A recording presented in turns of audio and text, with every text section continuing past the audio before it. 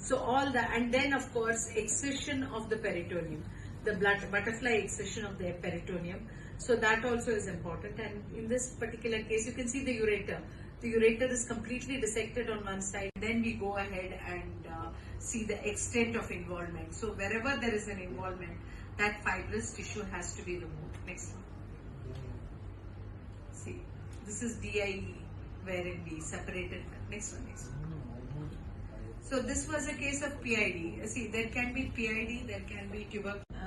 When you're doing newcomer, if it moves, the needle is somewhere that the month. Best for grade 2 and grade 3 endometriosis, because in grade 1 again it depends. We can wait and then go for the stimulation, and grade 4 it's always a surgery.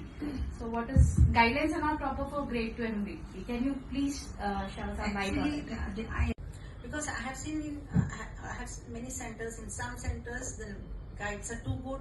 In some centers they are very difficult to fix. So when we have a batch IVF, that's a lot of time wasted in fixing those.